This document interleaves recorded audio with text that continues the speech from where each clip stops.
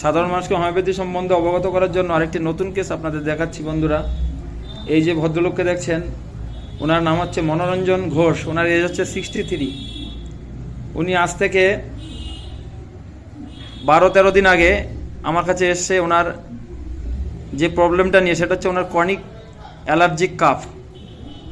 এই কাশিটা নিয়ে উনি ভুগছিল 4 থেকে 5 বছর এবং বিভিন্ন ডাক্তার দেখিয়েছে।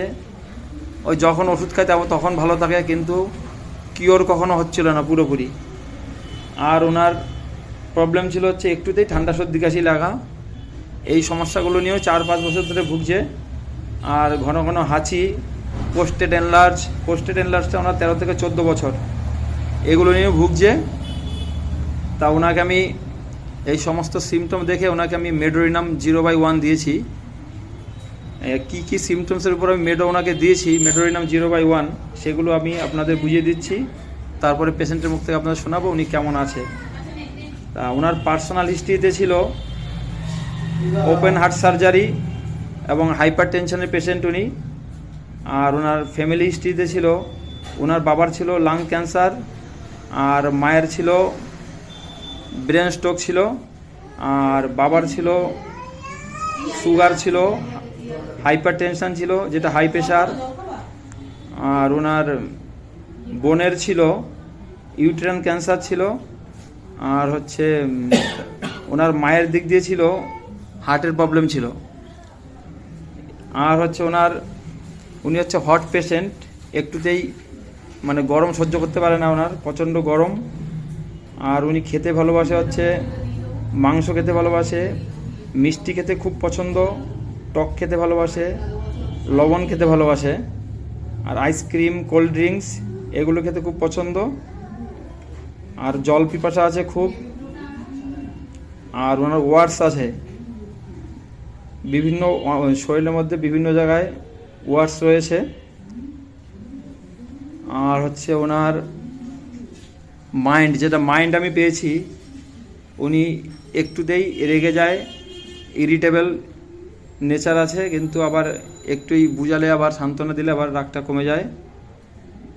আর হারির আছে, সমস্ত কাজকর্ম খুব তাড়াতাড়ি করে, এগুলো করতে পছন্দ করে, ফরগেটফুল আছে। এই সিমটমসের উপর ভিত্তি করে আমি ওনাকে মেডোরিনাম 0/1 দিয়েছি। একবার ওষুধ দিয়েছি। একবার ওষুধ খাওয়ার পরে কেমন আছে এখন পেশেন্টের মুখ থেকে আপনাদের শোনাচ্ছি। আপনি বলুন যে এই যে আপনার এই যে কাশিটা, অ্যালার্জিক কাপটা, এটা কত বছর ভুগছিলেন?